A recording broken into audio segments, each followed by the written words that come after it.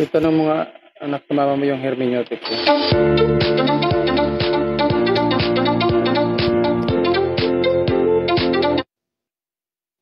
Hello. Meron na ba? Sound check.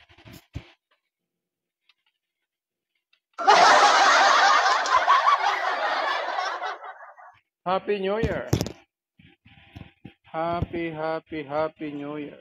Para sa ating lahat.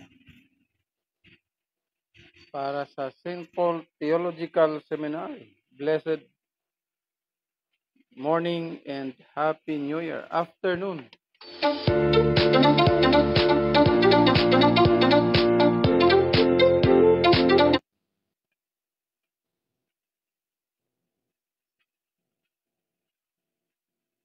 Hallelujah.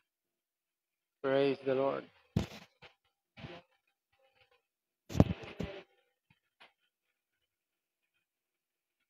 Blessed morning para sa ating lahat, mga kapatid. Sumaatin ang pagpapala ng ating Panginoong Diyos.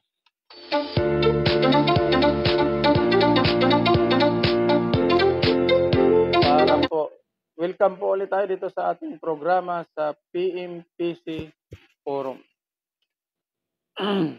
Open po ang lahat sa mga katanungan. You can type and call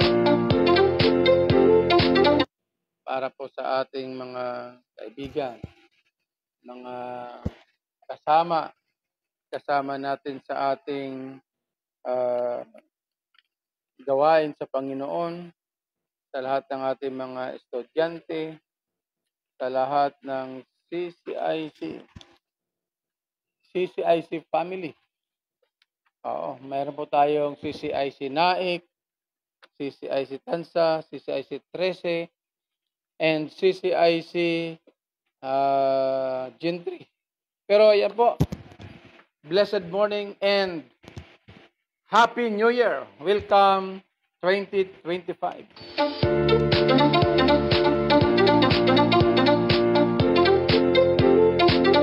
Okay. In behalf po sa Christ-Centered International Church, kami po ay nakikidalamhati sa pagpanaw ng ating kaibigang pastor, si Pastor Fredo Pascua ng Ambassador Church, Pastor Roland Ferrer, at sa buong Ambassador, sa pamilya ni Pastor Fredo, kami po ay nakikidalamhati sa pagpanaw po ng ating kaibigan, magiting na pastor sa Ambassador Church. Hallelujah. Ganun talaga ang buhay natin.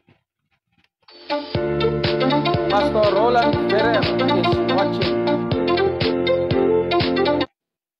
Nagsimula na ba, Pastor, ang lamay? Sa lahat po ng gusto makipaglamay, makidalamhati, contact na lang po tayo kay Pastoral Lourdes. Siguro naman kilala na ng lahat ng pastor at alam. Hindi na kailangang i-announce kasi kilala naman si Pastor Fredo sa buong body of Christ, sa lahat ng mga kapastoran, kaibigan.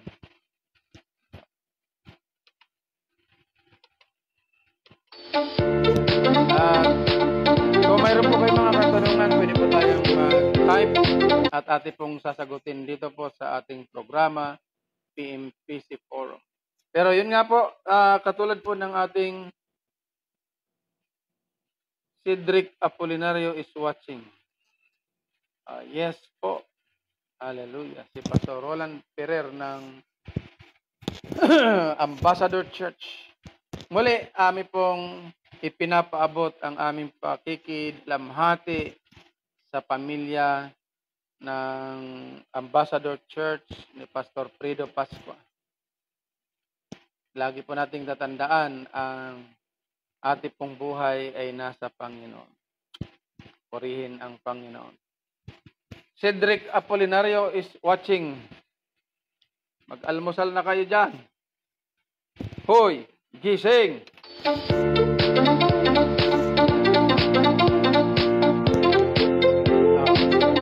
Pero ayan po, sa gusto pong mag-church, sa mga anak ng Diyos na naghanap ng simbahan, mayroon po tayong mga churches na well recommended sa NAIC, ang CCIC or Christ Centered International Church sa Tansa, sa Borlan, CCIC.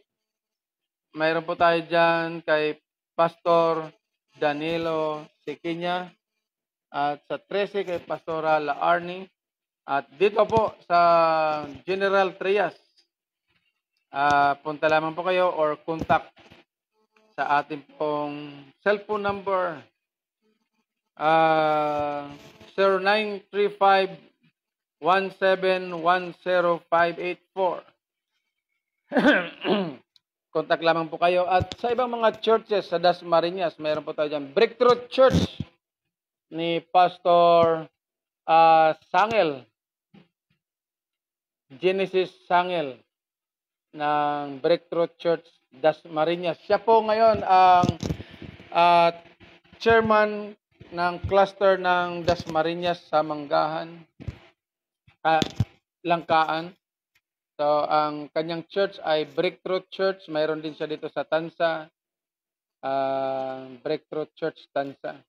So, sa mga naghahanap po, higit po sa lahat, mayroon po tayong church na sa ating kaibigan kay Pastora Jeline Castle ng Joan Christian Church sa Carissa.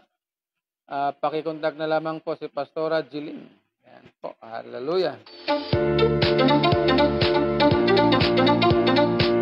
Sa Bagtas, sa Covenant Full Gospel. Covenant Full Gospel ng Bagtas kay Pastora Rhea.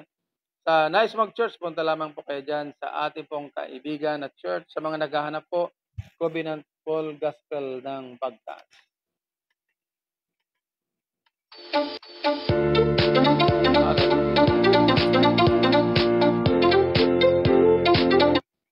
At kung nais po natin bumili ng mga quality, di kalidad na mga furniture, bisitahin lang po natin ang Shioso Furniture dyan sa Mulawin, Tansa, Cavite. Under po ni Pastora Jeline Castle. Napakaganda, quality, talagang matibay, subok na matatag, subok na matibay. Dalaw lang po kayo, Shioso Furniture. At mayroon po tayong mga delivery. Pwede pong ipa-deliver sa inyong tahanan sa anumang address. Basta visit lamang po tayo sa Shioso Furniture ng Mulawin, Tansa, Cavite. Malapit lang po yan. Accessible along the road near Islim. Dalaw lang po tayo dyan. Hallelujah. At binabati ko, Happy New Year po pala sa ating mga kaibigang mga bishop. Sa aming pong chairman, si Bishop Alex Gramahe, na kung saan siya po ay mayroong ISHRM ng school, International School for Hotel and Restaurant, kay Bishop Alex Gramahe, ang chairman po ng mga bishop. At kung gusto niyo pong mag-church sa Convergence na kung saan ay kanya ring pinapangunahan, sa amin pong vice chairman, ayan po, ng CCBCI, si Bishop Robert Neri. Ano lamang po, ang kanyang church po ay nasa Dasmariñas. So, binabati ko po ang lahat ng mga magigiting, lahat ng mga bishop ng buong Cavite. Dalaw lamang po kayo sa aming mga website or sa Facebook. Ferrer Roland, may sponsor na kayo, Bishop. Hallelujah. Ang sponsor po natin ay ang ating Panginoong Hesukristo. Ayan po, sa gusto pong mag-enroll, Joan Colleges Christian School, diyan po kay Pastora Jeline sa Carissa, Bagtas. So, mayroon po silang diyan, dalaw. Bisitahin po natin ang Joan Colleges sa pangunguna po ni Pastora Jeline Castle. Sa gusto pong mag-enroll ng elementary hanggang grade 12, high school, dalo lang po kayo. Hopefully, by next year ay mayroon pong mga colleges na ma-open po ang Joan. Kaya dalaw lang po kayo. Sa lahat ng gusto mag-aral next year, magpa-enroll na po kayo dyan. Ang ganda at super quality ang mga guro at ang lahat ng mga nagtuturo dyan, nagmamanage. Punta naman po kayo sa Joan Colleges of the Philippines. Sa ISHRM. At sa lahat ng mga bishop, at sa lahat po ng gusto mag-aral ng Bible School, dalaw lamang po kayo sa ating website, sa ating St. Paul Theological Seminary with good and standard curriculum. Just call me from 0935 1710584.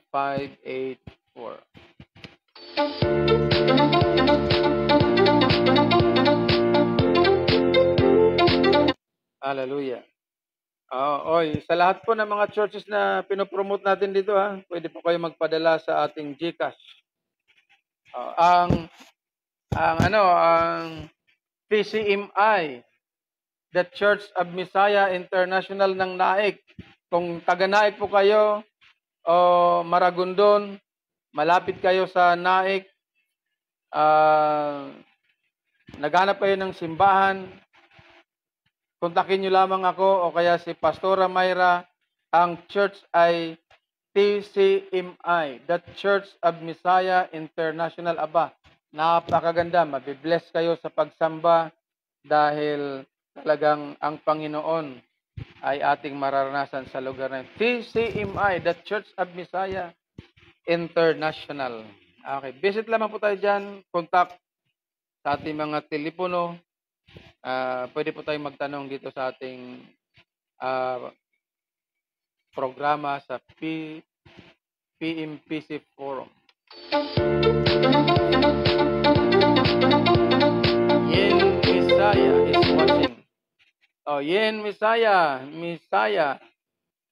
Kamustamos? Hallelujah. Happy New Year, Kuya and Ate Name from Solebel, Lumba. Where na you? Dito na mi.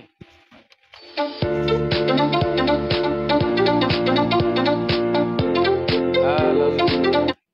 Okay po, dito po sa ating programa sa PMPC Forum, ang ating pong tatalakayin sa buong buwan ng January ay ang hermeneutics. Nang ibig sabihin ay the science of interpretation or the proper interpretation of the Word of God. Yan po ang ating mga talakayan dyan. At ang ating pong tatalakayin ay ang exegesis or eisegesis. Pero kung mayroon po kayong mga tanong ay willing din po tayong sumagot. Sasagutin natin ang anumang mga katanungan. Dito lamang po sa ating programa, PMPC Forum. Itanong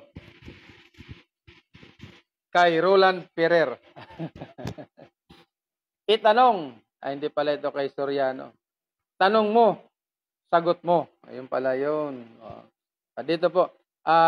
Dito rin po sa ating programa sa PMPC Forum ay ating pong tinatalakay ang iba't ibang uri ng mga pananampalataya, bagamat lahat ay nagpo-project na mga Christians, pero hindi po natin alam na mayroon pong mga churches na Christian ang pangalan pero mga kulto.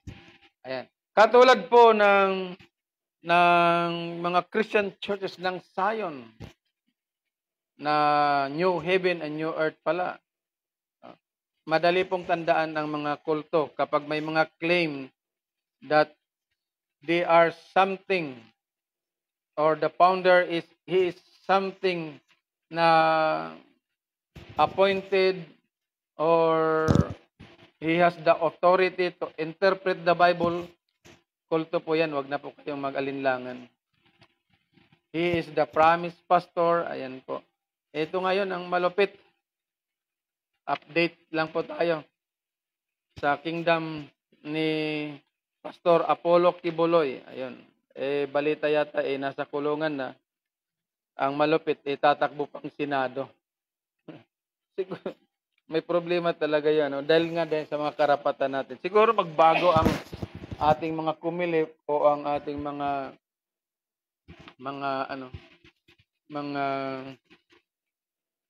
ng ating gobyerno na kapag may mga record, wala na sila dapat karapatang tumakbo.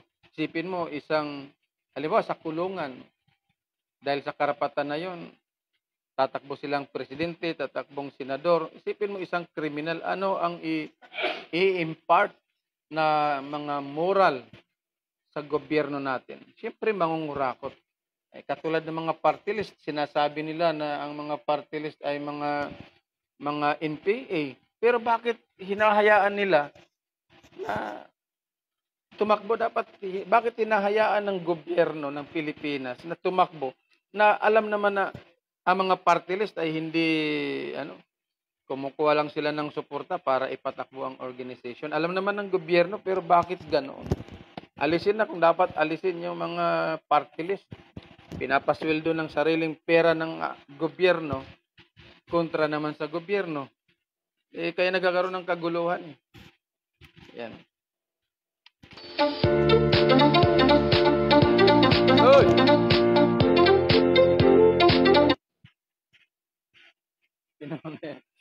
Ay, hallelujah. Okay, ang una po nating tatalakayin dito po sa ating programa sa hermeneutics ay ang exegesis. Lang ibig sabihin ay the proper interpretation of the word. Kaya nga, kapag ikaw ay pastor, dapat alam mo ang exegesis or eisegesis. Pero una nating tatalakayin ang mga exegesis. Kasi dito sa exegesis or proper interpretation of the word, dito lumalabas ang mga mararaming kulto dahil nga hindi alam ang tamang interpretasyon ng Biblia.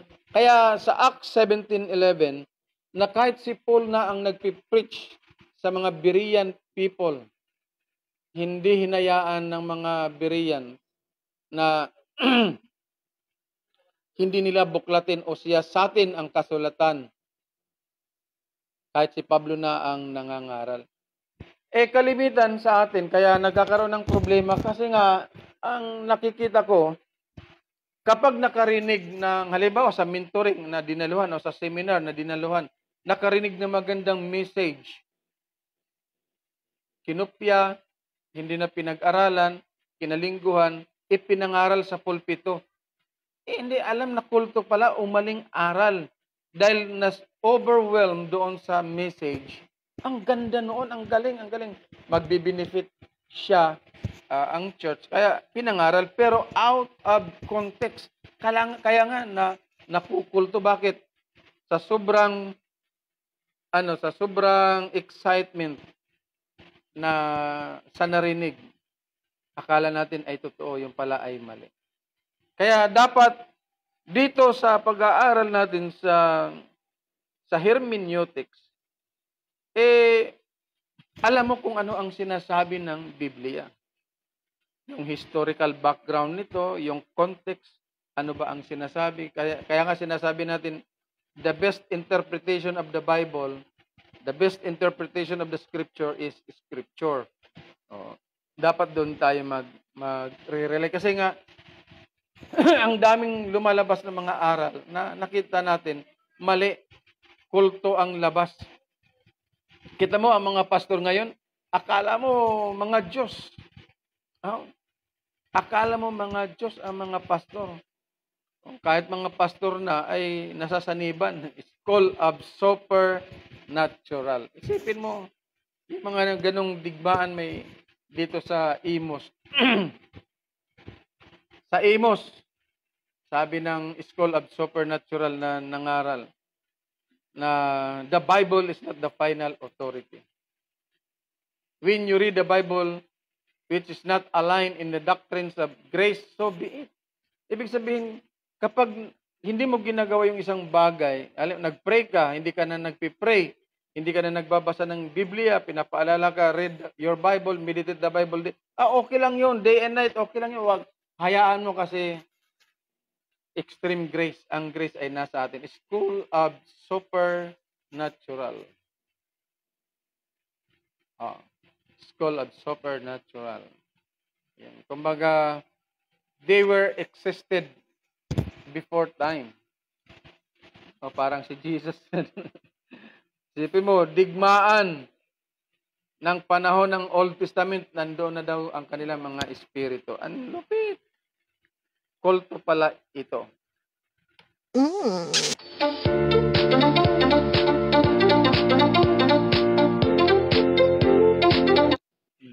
Kaya hindi dapat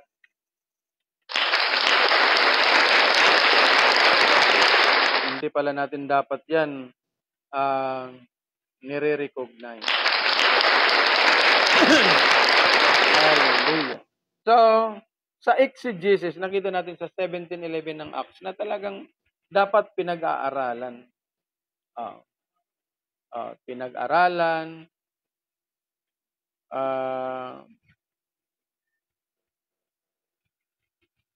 pinaniwalaan, pinanampalatayanan, dapat pinag-aralan. Hindi natin alisin yung isang P na dapat pinag-aaralan natin yan. Pinamuhay. Bago natin ipamuhay, pag-aralan. Bago natin paniwalaan, panampalatayanan, pag-aralan kung tama ang aral o hindi. Dito lamang po yan sa ating talakayan, PMPC Forum. Mayroon tayong mga example ng exegesis dito. Eisegesis. Ang una pala nating talakayin ay ang eisegesis or out of context. Ano ba itong mga out of context? Ayan po, medyo madugo po itong aralin dahil isa sa pinaka-highlight ng ating example ng eisegesis ay ang 1 John chapter 1 verse 9. Ang 1 John chapter 1 verse 9 ay para daw po ito sa mga unbeliever or mga Gnostics. Ang galing, oh. They thought that no need to confess because we are already forgiven by God approximately 2,000 years. Yes, I believe na tayo ay pinatawad na ng Panginoon approximately 2,000 years. Kaya lang, ang claim ng iba, kaya hindi na dapat kasi, ang 1 John 1:9 ay for unbeliever. So, sino ba ang sumulat at ano ba ang pamamaraan ng pagsulat ni John the Beloved? Para ba kanino talaga ang 1 John 1:9? Biblically, historically, makikita natin yung clarity ng writings ni John the Beloved kung para kanino.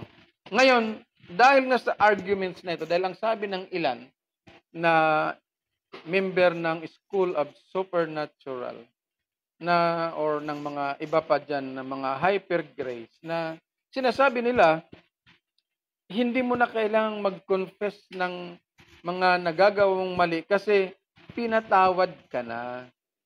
Ibig sabihin ba kapag pinatawad ka na ng Panginoon, paulit-ulit ba ang iyong pagkakasala? Ayun, no? Magandang arguments dyan. Ang tanong naman dyan, hindi ka na ba nagkakasala?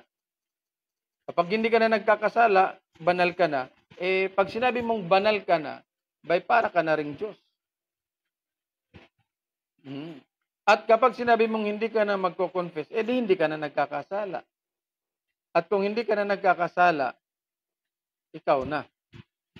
Ayun, yun yung mga ano dyan. Mga banal na daw, mga banal na ang mga pastor o ang church na ito na sinasabi ng hindi na sila nagko-confess ng kanilang mga kasalanan. Mali po yan. babalikan natin ang Old Testament na mayroon silang atonement, taon-taon ay nag-aalay sila. Pero sa atin nga, sa New Testament, si Kristo na ang naging alay ng lahat. Pero ang ibinigay naman ni Kristo sa atin ay assurance.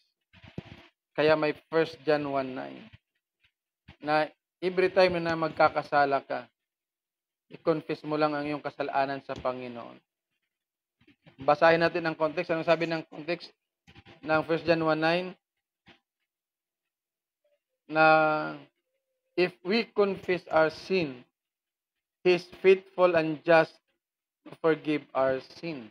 He is faithful and just to forgive our sin.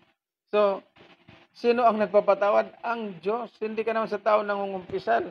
Kaya nararapat na sabihin natin, sige nga, sino sa mga pastor ang walang sala? Sabi ng 1 John 1:9. Na 1 John 1:9 is for unbeliever or Gnostics. Napapansin nyo ba? Ang mga Gnostics, they don't believe in the humanity of God. Sabi nila, how come that this God become man? Because Gnosticism believe that human are evil, sinful or evil. How come that this God become human? Paano nga naging tao? Ngayon, paano isinusulat ito ni John the Beloved na ang 1 John 1:9 ay para sa mga unbeliever? Kung mapapansin natin ang kanyang mga sulat, napaka-accurate yung writings ni John the Beloved. Sabi niya, verse 2, sabi niya, I write unto you, children, beloved, so that you will not be sinning. Sabi niya. Sa chapter 2, verse 12, 13, 14, and 15, sabi niya, I write unto you, young man. I write unto you, young men, because you are strong. Young men, I write unto you, brothers. I write unto you, father, because you know from the very beginning. Alam na alam, ilang mention ang beloved, brothers, father ni John the Beloved. So, ibig sabihin, ang mga writings ni John the Beloved, intended para sa kanyang mga minamahal na iglesia. Ayon. Hindi isinulat ni John the Beloved ang 1 John para sa mga Gnosticism or sa mga Gnostics or sa mga unbeliever, kundi ito ay para sa lahat ng mga anak ng Diyos. Pastor Jen, Happy New Year po, Nong. Hallelujah. Ito, maagang discussion. Unang araw ng January ng 2025, hermeneutics, laban para sa lahat ng mga kulto at mga nagdudunong-dunungan. Ang ating pong hermeneutics ay wala po tayong pinapatamaan.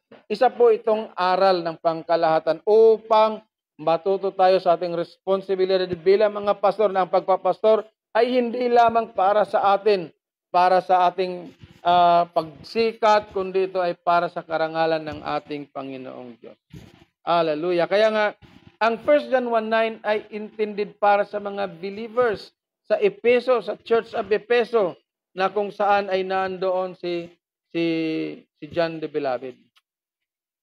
Ng kanyang kapanahonan, ng early church, ng kung saan kalalabas lamang niya ng Efeso during that time. Sabi ng 1 John 1:9, if we confess our sin, kung ipapahayag, may karapatan, kung ayaw mong ipahayag, di go ahead, okay lang. Pero sabi ng Bible, if we confess our sin, He is faithful and just. Sino ba ang faithful at just? That is the attributes of God. Na ang Diyos lang ang mayroong karapatang magpatawad, siya lang ang tapat, siya lang ang makatwiran. Siya lang ang tapat na magpapatawad sa ating mga kasalanan. That is the doctrines of atonement. Sa Old Testament, nagpapatay, taon-taon, nag-aalay ng dugo, ng hayop. Sa New Testament, wala nang pag-aalay dahil minsan lang inalay ng Panginoon ang kanyang buhay. Pero mayroong confession na nangyayari para lang malaman natin na we are sinful, we are human. Mayroon tayong demarcation line between God and man. God never lie. God never sin. Never he committed sin, but man are sinners. Kaya dapat natin makita nung kaibahan ng tao at ng Diyos. Si Kristo ay nagkatawang tao. Nagkatawan, hindi siya naging tao. Nagkatawang tao. At the same time, He is also a God.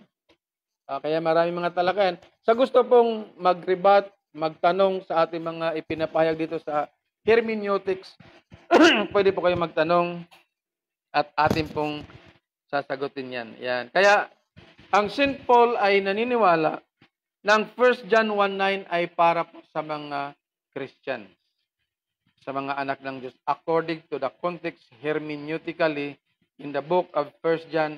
At ang buong 1 John, 2 John, 3 John, mapapansin natin na ang sulat, kaya kita mo pag binasa natin chapter 2, chapter 3, chapter 4, ay naku makikita mo yung accuracy ng writings ni John the Beloved. Hindi siya nagko-compromise kapag mali ang aral, ang tawag niya Antikristo, Antichrist. Chapter 4, verse 1 and 2. Chapter 2, pababa, 17 to 20. Ang tawag niya dyan sa mga maling aral ay Antichrist. Hindi niya isusulat, alam mo kung isusulat nito sa mga Gnostics, ang sasabihin niya, oy, kayo mga Gnosticism, mga kulto kayo, mga Antikristo kayo. Hindi niya tatawagin yan na beloved. Hindi niya tatawagin yan brethren. Hindi niya tatawagin father. Bakit? Antichrist ang tawag niya sa mga maling aral. Kayo naman talaga, oh. Itong mga aral ng mga ng mga school of supernatural, basta't nanginig na, sumanib na ang mga anghel, ang sila na ang mga Diyos, magsisi kayo diyan. Tandaan natin ang pagpapastor. Dapat mayroong tamang basihan ng kanyang panawagan. Hindi lang para gumaling ka at sumikat ka, makilala ka na magaling ka. Ang iba kasi nalulunod, tinawag na propeta. Puro nga palpak ang prophecy. Ilan na bang mga propeta natin ang lumitaw? Prophet to the nation. Ang sabi niya, you will be the next president. Natalo man. Swanee Collins. Hallelujah. Si J. Anthony Pakatan is watching. Bring them on. Okay lang. Pastor J, blessed morning. Happy New Year. Ito po, sa ating pong online, tayo po ay nagtuturo lamang po ng hermeneutics. Kaya lagi natin sinasabi, the best commentary on the scripture is scripture. Subukan po natin basahin ang Biblia at huwag po tayong mag-interpret ng ating sariling interpretation. Kaya nga lumalabas tayo doon. Basahin mo ang 1 John 1:9. Kung para sa mga Gnostics yan, anong sabi ng verse 6? Ang lumalakad sa kanya ay walang anumang kadiliman. Puro madidilim ang mga aral ng mga Gnostics, hindi sila naniniwala kay Kristo na naging tao. At sabi ng Biblia, ang sinumang hindi kumikilala kay Kristo bilang tao ay Antikristo. Happy New Year, Bishop, from J. Anthony Pakatan.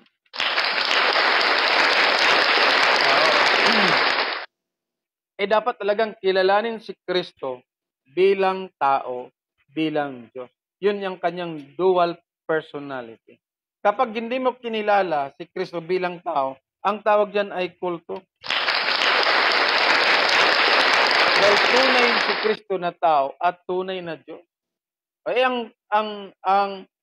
Ang Gnosticism, hindi sila naniniwala na si Kristo ay nagkatawang tao. Kasi nga, ang paniwala ng mga Gnostics, ang tao ay masama. Paano daw nagkatawang tao ang Diyos? Diyos yan, nagkatawang tao, masama yun. Ayaw nila ng gano'ng paniniwala. Ang tawag sa ganyang grupo ay Gnostics. Gnosticism. Oo.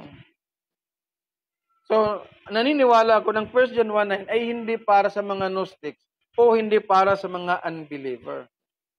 1 John 1:9 is intended for the believers. Specifically sa Church of Ephesus during early church or church era. Para yan doon. Kaya dapat makita natin, basahin natin yung buong context ng chapter 1 para malaman natin sino ba ang sinusulatan ni John the Beloved sa aklat na yan. Nako naman kayo. Ano ba naman yan? Nagpapatawag lang na pastor pero wala namang alam. Nagpapanggap na Christian. Kulto pala. Isipin mo, may mga pastor ngayon na nakakausap nila ang mga anghel doon sa nung digmaan, nung panahon ng mga Palestine, yung nagbigay kay David ng bato at saka yung sling. Sila daw yun. Inabutan, David, ito ang bato. Parang Darna, palabas ni Darna. Ding, ang bato! Ano ba naman kayo? Nakakahiya tuloy ang mga... Nakakahiya tuloy ang mga born-again pastor. Kaya lagi tayong kinukutyan ni Soriano. Dahil kung ano-ano na lang yung ating mga sinasabi sa church. Maawa naman kayo sa Panginoon. Magbasa naman tayo, mag-aral tayo. Pagalan natin ang pangalan ng ating Panginoong Hesukristo, pero nasa likod lang natin si Jesus. Pero tayo, ang pangalan natin ang sumisikat, ang pangalan ng church natin ang sikat, tayo ang sikat, nagpalayas tayo ng mga demonyo, nag-abot tayo ng mga kuryente sa mga demonyo, kinuryente na, tigilan na natin yung mga ganyang kahibangan.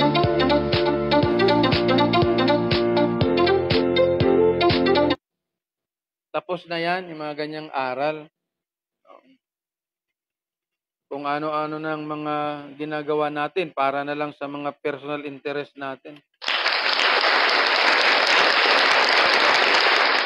Kaya ang liwanag ng 1 John 1:9 na para sa mga believers, mananampalataya, brothers, beloved, young men, children, father. Halos lahat na lang tawag ni John the Beloved sa kanyang pagsusulat para sa kanyang mga minamahal na kapatid sa pananampalataya, sa iglesia. Tapos tayo kung ano-ano yung mga sinasabi natin. Isipin mo ba naman, abutan mo ng bato si David para patayin si Goliath? Nakakatuwa.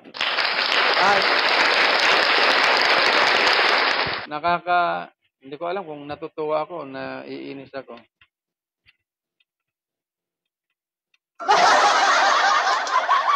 Mayra Gaspar ng TCMI. Naipromote ko ang TCMI ha.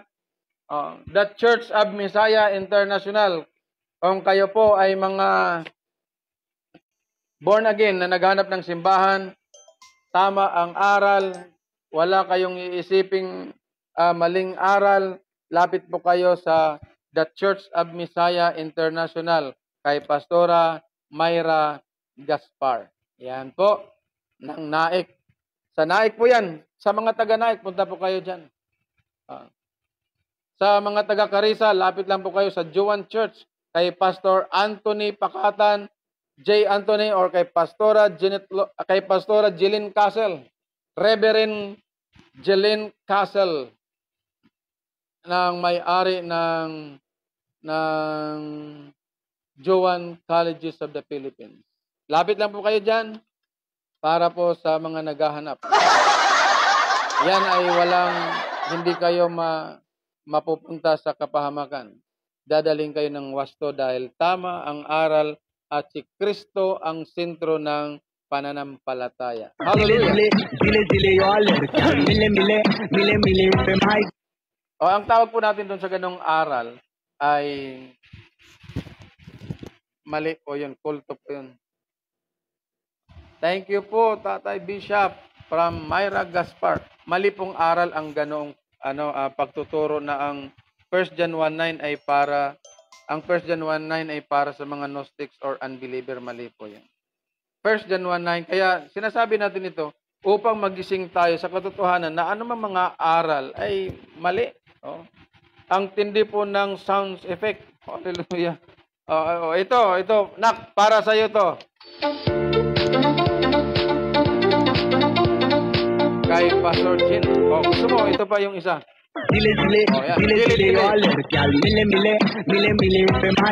Ang tindi ng sound effect natin. Pero yun nga, gusto nating, ito pa yung isang magandang example. Sabi ng School of Supernatural or ng mga Hyper Grace, sabi nila, sa John 3:16,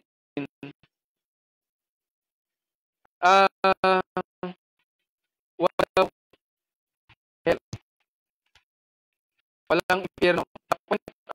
Argument is, how come that God created the hell? So sa isang pananaw, sa isang pandinig, sa isang point, sa arguments na ito, parang totoo, pero mali.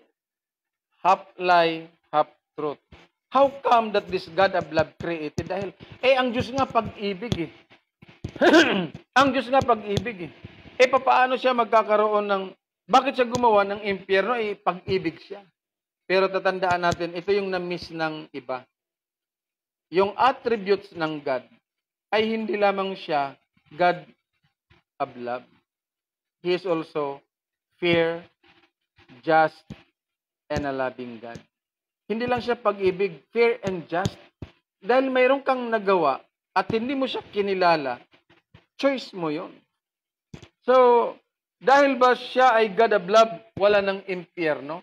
So, lahat ng mga masasamang tao, lahat ng masasama ay pupunta sa langit. At lahat ng mga nangangaral, pati yung mga disciple na pinatay nung unang panahon, binalatan, tinanggalan ng tenga, tinanggalan ng mata, sinunog, inilagay sa kumukulong tubig, inihagis sa matataas na lugar, ipinakain sa leon, lahat ng paghihirap na yon ay baliwala na lang dahil pupunta din naman sila sa langit. Pati yung masasamang tao, yung mga mamamatay tao, yung mga adik, yung mga rapist, yung mga magnanakaw, lahat ng mga nagpapahirap at nagpapasasa ng kayamanan ng ating gobyerno, pupunta din sa langit dahil walang impyerno. Ano na bang hustisya ng aral ninyo?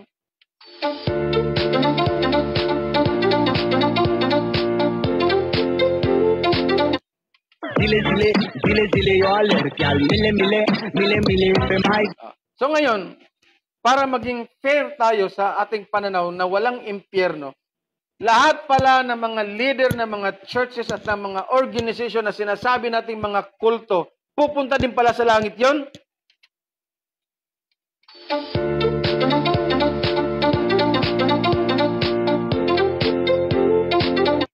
At lahat ng nag-akusa kay Kibuloy, na si Kibuloy ay may mga inapig, ginahasa o mga pinatay ayon sa mga napapanood natin sa mga pagdinig natin sa Kongreso, sa Senado. Lahat pala ng mga ito at pag-aangkin ni Kibuloy na siya na ang anak ng Diyos, pupunta din pala sa langit yon.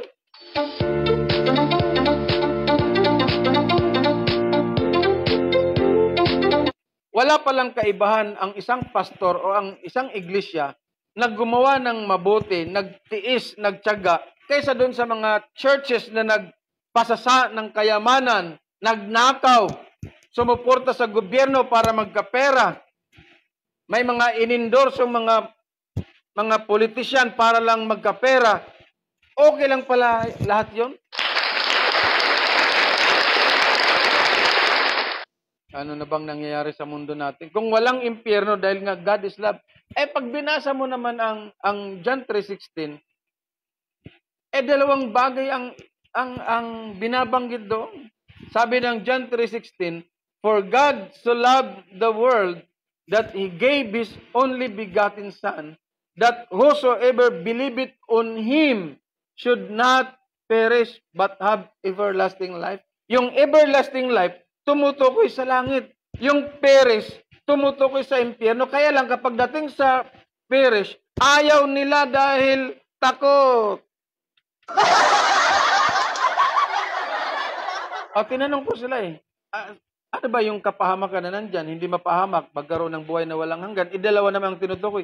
Naniniwala ba kayo na buhay na walang hanggan ay sa langit? Oo. Bakit ang pera? Saan pupunta yan? Ayaw nila ng ganun. Tis Gabuwa Tantram. Happy New Year, Bishop. Happy New Year din dyan. Tis Gabuwa Tantram. Romeo Provinciado. Si Geraldine Venus Clarin. Blessed noon sa ating lahat. Si JR Provinciado is watching. Nasaan na ba yun? Jean Fernandez Santos is watching from Dasmariñas. So, ano bang church sila? Pastor Jean. Yin Misaya is watching. John Bisana. Ayun yung ating mga talakayan. Ang liwanag ng John 3:16, sabi ni Lord, For God so loved the world that He gave His only begotten Son, that whosoever believeth on Him should not perish. Saan ba pupunta ang mapapahamak? Langit din. Kaya nga mayroong, kapag pinaniwalaan natin ang impyerno, pag pinaniwalaan na natin ang aral na ito na no hell, ano ang purpose ni Jesus Christ sa kanyang kamatayan sa krus ng Kalbaryo? Para saan ang kanyang pagtutubos? Ang pangalang Jesus Christ, that He is going to save His people. Kung ang Matthew chapter 1 verse 21, yung kanyang pangalan na Jesus Christ, ang ibig sabihin, He is going to save His people. Saan pala pupunta ang kanyang kamatayan sa krus at ang kanyang pagparito sa sanlibutan para iligtas ang mga tao? Saan ililigtas kung walang impyerno? Ano ba naman ito? Ito talagang mga aral na ito na kontra doon sa kamatayan ng ating Panginoong Hesukristo. Ano na ang aral natin sa soteriology? Study about salvation. Papaano ka ba iniligtas ng Panginoon? Bakit pa si Kristo napako sa krus? Bakit pa siya nagpakahirap? Bakit pa niya dinaanan? Tinamo ang mahigit 1,000 sugat sa kanyang katawan kung walang silbi naman pala at wala namang impyerno? Nakaw.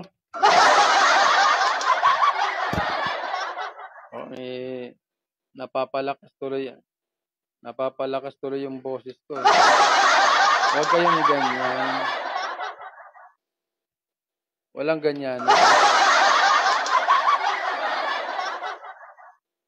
Dapat alalay lang.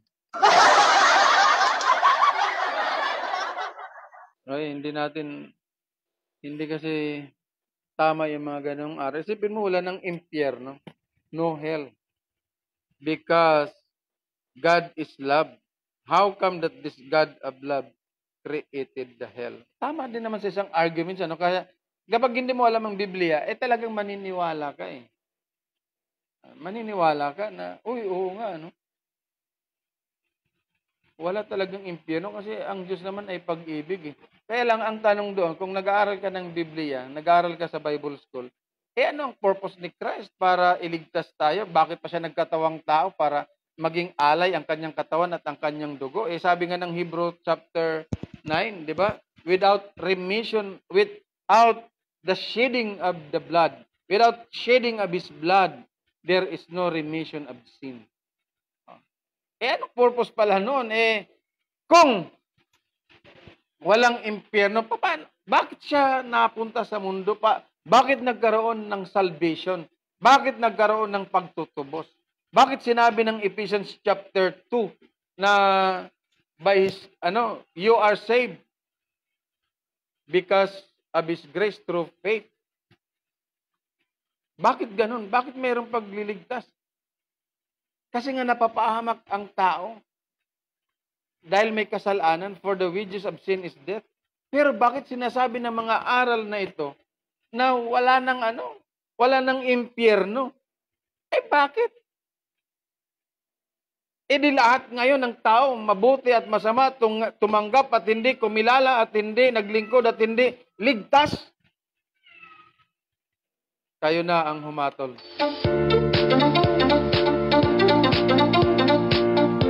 This program is brought to you by Coffee. Uy, kape tayo. Oh.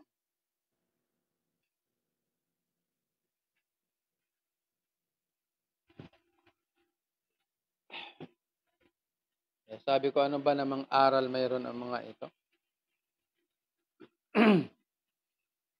At ang espiritu ngayon, kaya nga may mga tinatawag tayo dyan, yung mga tinatawag natin mga modern Pharisees. Mga modern Pharisees. Ang mga churches ngayon, ang feeling nila sila lang ang ligtas. Mayroon din mga ganyang spirit ng church. Mag-iingat din po tayo dyan. Na sobrang napakahigpit at parang sila lang ang banal. Pag nakagawa ka ng mali, parang impyerno na kagad ang hatol. Mali din naman yun. Extreme din yun. Oh. Kaya, sa ating programa, sa hermeneutics, inaalam natin yung bawat position at context. Paano ba natin uunawain ang Biblia? Kaya kung magpapatuloy po tayo dito na makikinig po sa ating aral dito sa St. Paul Theological Seminary or sa PMPC Forum, dito matatalakay natin ang tamang aral at pag-uunawa ng Biblia. Kaya, sabi ni Lord sa Matthew 23:33, Mark chapter 9 verse 43-47, Luke chapter 10 verse 15. Ito po yung mga verses.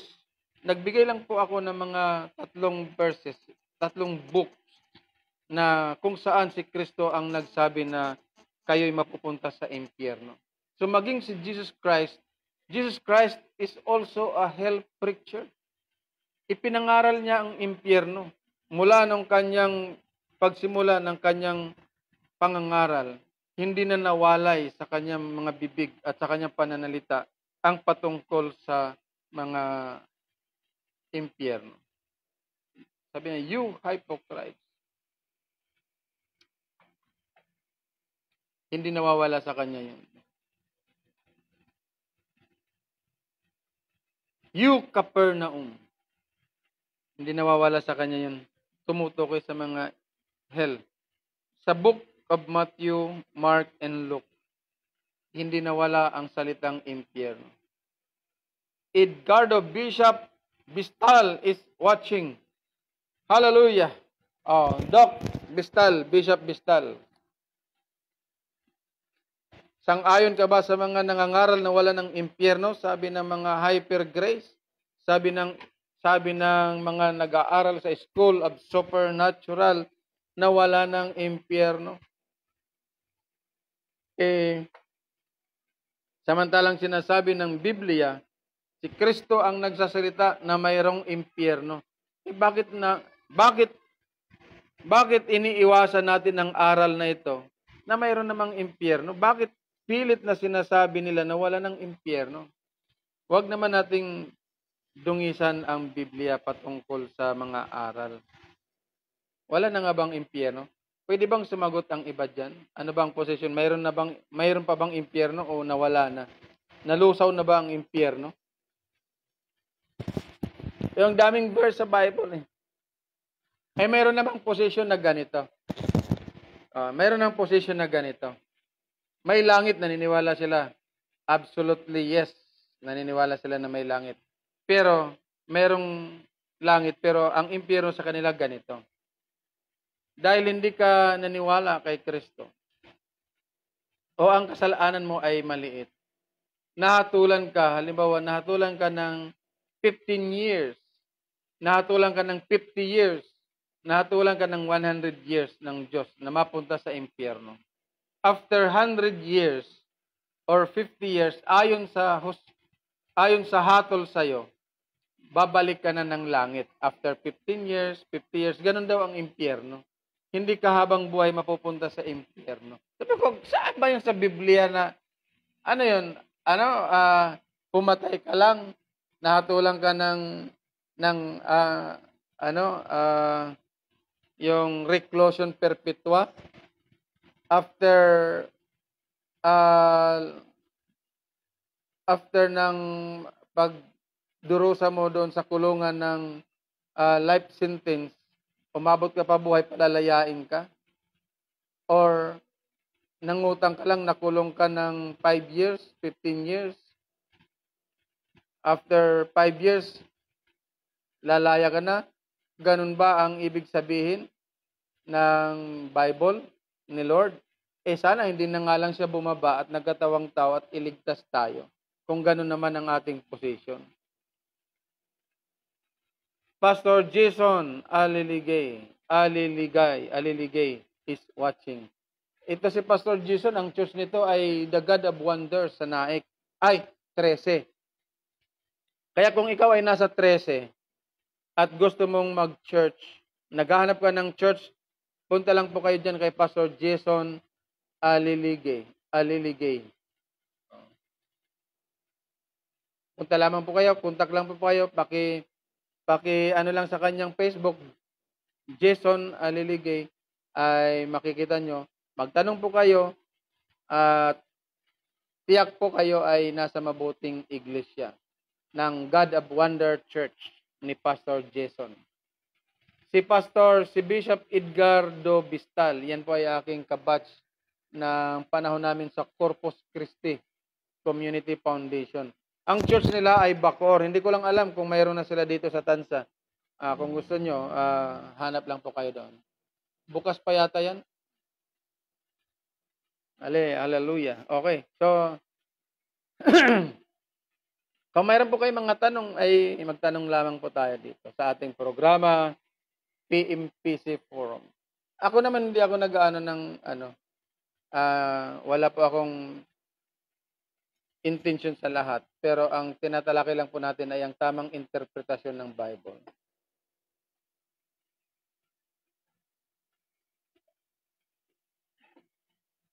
Kung ano po ang sinasabi ng Bible, doon lamang po tayo. Kung may nasulat na impyerno, mayroon po talagang impyerno. Kung mayroon pong kabayaran ng mga nagawa nating kasalanan, mayroon po yan. Ibig sabihin, kapag no hell, kahit wala nang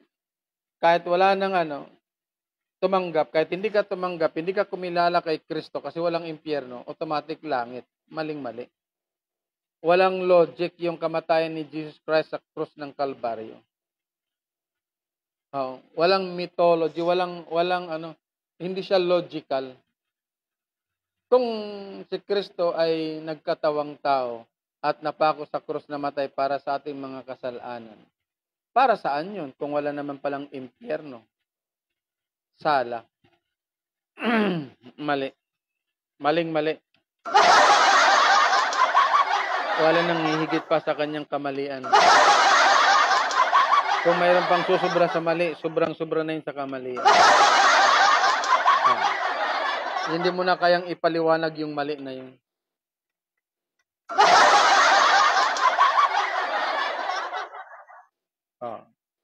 Kaya, yun po ang ating aral sa ngayon.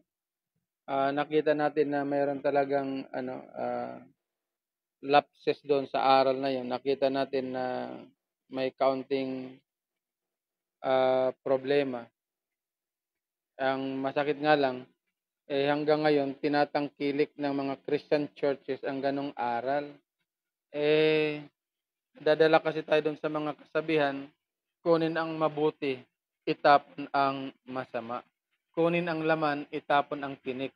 Ang tanong ko nga dyan sa matinik bang isda, mayroong nakukuhang laman, matitinik ka rin doon. Sa masama, mayroon ka bang makukuhang mabuti? I don't think so na mayroon. Sabi nga ng Biblia, huwag niyong pagbuksan, ni kausapin, ni hipuin ang mga gumagawa o ng mga antikristo o ng mga maling aral. Kaya,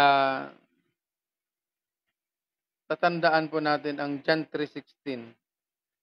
Dalawang bagay po ang tinutukoy dyan. Una, ang impyerno. Pangalawa, ang langit. Sabi, for God so loved the world. Kanino ba niya sinabi yun? Kay Nicodemo nga niya sinabi yun. Sabi ni Lord, there was a man named Nicodemus.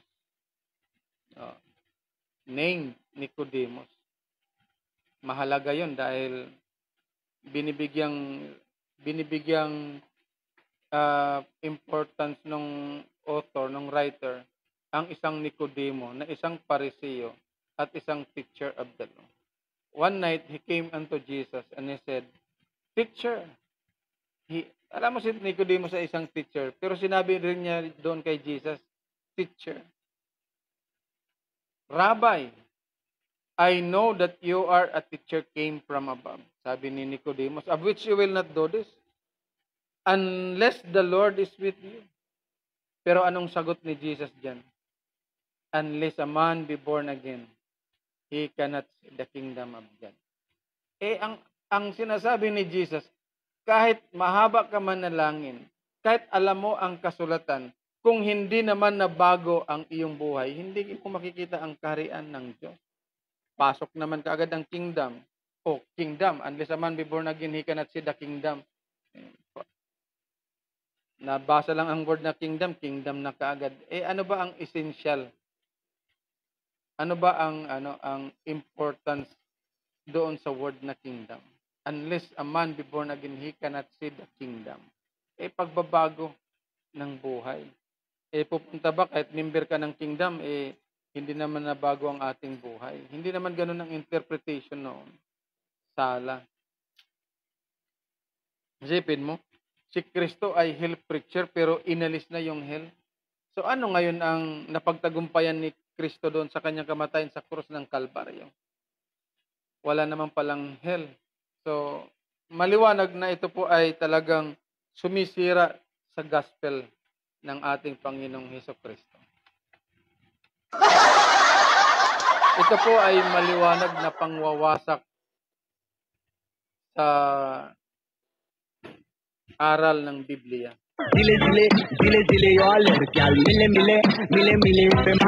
Maliwanag po yan na ito po ay isang pangwawasak sa gospel. Kapag sinabi mong walang impyerno, dapat wala ng Biblia, dapat wala ng Kristo. Wala ng kaligtasan, wala nang nagligtas, wala nang nagtubos, wala nang dapat namatay sa krus kung walang impyerno. Mali po. Yan po ang ating hermeneutics.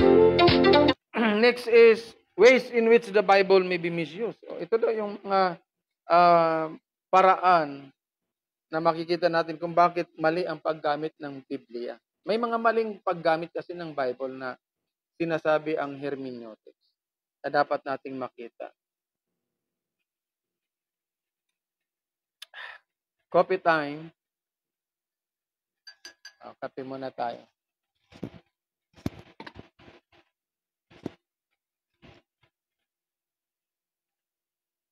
Ways in which the Bible may be misused. Pabot ka ng charger ko, nak, lobat ako. Ways in which the Bible may be misused. Ito yung mga pamamaraan kung bakit. Mali. Charger, mali ang paggamit ng Bible. The Bible may be misused when you are ignorant about what the Bible says on the given subject. Ito yung mga talakayan natin na sa susunod, tatalakayin uli natin na bakit nga ba mali ang ating interpretasyon o ang paggamit natin sa Biblia. Ang verse natin ay Leviticus 18:22 at saka yung Romans chapter 1 verse 26 and 27. The ordination of a vow is the great example. Ito yung talakayan ng homosexual, bisexual. Sang-ayon ba tayo rito o hindi? Ito yung magandang talakayan. So you can comment sa atin sa Biblia dito sa ating talakayan sa susunod. Sa susunod dito yung ating mga tatalakayin. Ano ba ang ating position dito? The Bible, ang ating verse ay Leviticus 18:22 at ang Romans chapter 1 verse 26 and 27. Ano ba ang ating pananaw patungkol dito? about homosexual and bisexual, lesbian, or LGBT. Ito ba ay pinapahintulot o hindi? Ito ba ay tama o hindi? Ano ba ang sinasabi ng Bible? Medyo masilan ang ating talakayan pero wala po tayong tinutukoy na anumang mga tao. Ito po ay naayon sa ating subject na hermeneutics. Paano ba natin uunawain? So, next time kapag nakapag-online ulit tayo, maybe on Friday, talakay natin dito sa ating pong subject na hermeneutics. Pwede kayong mag-comment ano ba ang ibig sabihin ng Leviticus 18:22 and Romans chapter 1 verse 26 and 27. God bless po sa ating lahat para po sa ating mga followers and listeners, sa ating pong mga estudyante na patuloy na sumasama po sa atin, sina Tisgabuat Trantam ng United States, si Pastor Jen, Pastora Myra Gaspar, at Lo Nibril, at sa lahat po na nandito, si Pastor Ferrer Roland. Sa lahat po, God bless us all. Patuloy po tayong tumangkilik sa programa po, dito po sa ating programa, PMPC Forum. Paki-share, paki-like, para po sa lahat ay mag-benefit po sa pakikinig po ng ating salita, sa salita ng Diyos. Dito lang po yan sa PMPC Forum. God bless us all. In Jesus Christ